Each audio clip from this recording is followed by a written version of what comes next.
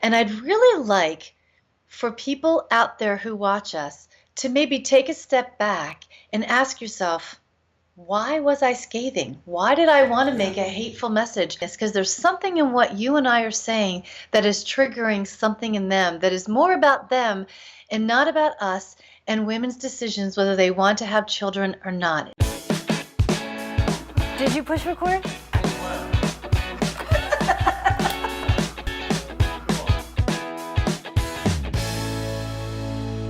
Thanks so much for joining us again on Our Second Act with Paige and Silka. For your second act of life. Hey, Silka. Hi, Paige. We have an interesting topic today, at least very interesting to us. You know, Yes. In the recent few months, we've produced several videos on how we feel about not having had children in our 50s. We produced them from all sides, you know, not being able to or making the choice not to, and how we feel about that. What's been really interesting is that our audience really was intended to be women over 50, and we have that discussion. Do you regret not having children? How are you dealing with it?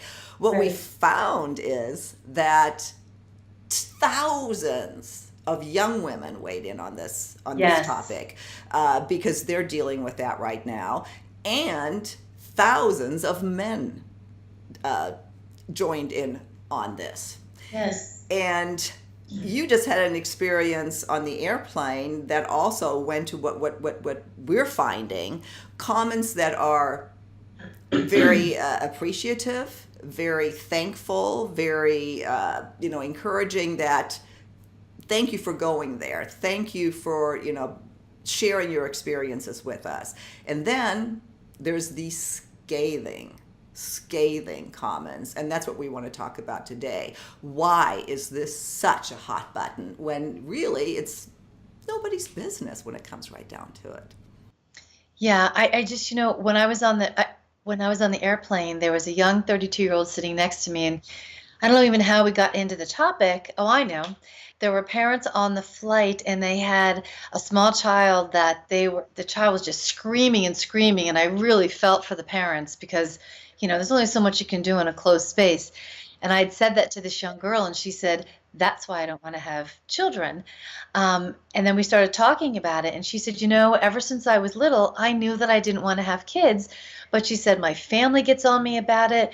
People say things to me, oh, you'll change your mind when you get older.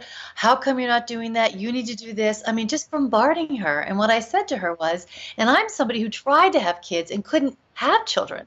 So I said to her, kudos for you for knowing that this is not something you're supposed to do in this lifetime. And then I told you about that, Silka, that she was so appreciative of just me hearing where she is in her life and being okay with that. And I'd never understand when someone makes unkind, mean, scathing remarks to a woman who decides not to have children. And even though I wanted them and couldn't have them, that does not take away from women who make that choice, because guess what? Everybody has their purpose here in this lifetime. Some people's purpose is to have children. Others are not to have children and do other things. And there's no room and there's no space for unkind, incompassionate, hateful remarks when a woman is making that type of decision. And the biggest, unkind, if you will, but putting it nicely, was that we are selfish for not wanting to have children, or me in that case. You actually received a couple ugly ones in that you waited too long. Why wait so long? You wanted your career. It's like, no. Right. And that's an interesting point two interesting points, Silka, that you made, that it's really easy from the outside for someone to make unkind remarks without knowing all the intricacies, steps, and daily journeys that a woman goes through, whether they're trying to have children or whether they don't want to have children.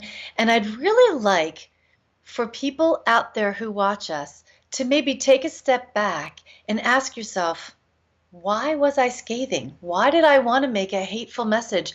Why do I want to build on kindness? Because there's something in what you and I are saying that is triggering something in them that is more about them and not about us and women's decisions whether they want to have children or not. It's about self-reflection when you make a comment like that. We're open to opinions. Anytime, we love them.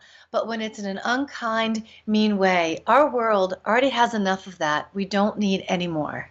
Well, and it's interesting when it really is a topic, and Tanya Williams and I talked about this. She's the author of a child-free happily ever after, and actually we're going to be chatting again this week as well. To where, here's something really, me not having children doesn't affect you, doesn't affect anybody. Right. Why is it such a hot button? And why is that selfish of me? It's selfish to have children if you just want somebody to take care of you, or Yes. to see what a child of yours would look like. Right. I mean, it's a lot more unselfish not to, and maybe adopt. How is that not as good, if not better, than procreating? Oh, I'm going to get scathed on this one, but that's okay. That's okay. My bottom line is this. Every person comes into this lifetime with a purpose, and somebody's purpose might be to try and have children and couldn't. Some, yes, I want to have children, and others not to have children. Everybody has their individual purposes and challenges that they're supposed to go through.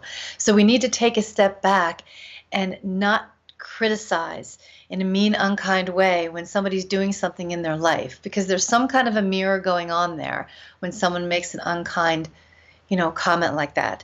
So I challenge those who want to make unkind comments about what we're doing right now in this series to ask themselves, why am I having this type of a reaction? Why am I getting triggered so much?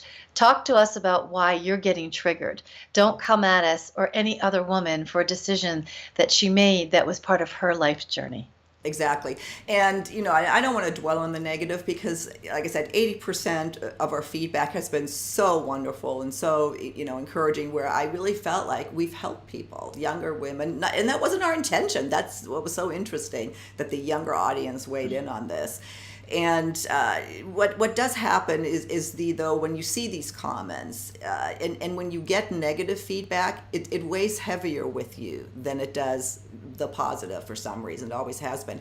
And I know that women are still under that pressure to feel like they have to have children, and it's time to end that. Paige, we're coming to the end of the segment. What would you like to leave as a point of reference? I think I keep saying the same thing of everybody comes in for a different purpose in their lifetime, whether they try to have children, can't, or do have children, or choose not to have children.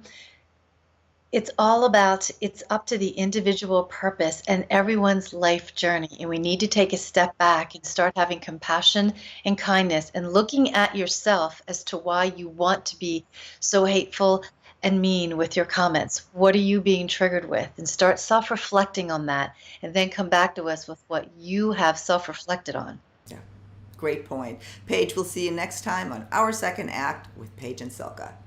For your second act of life.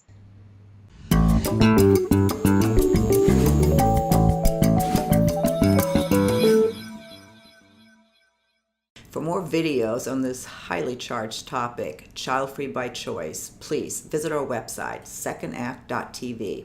And if you haven't already done so, please be sure to subscribe to our channel. The button's right over here. See you next time.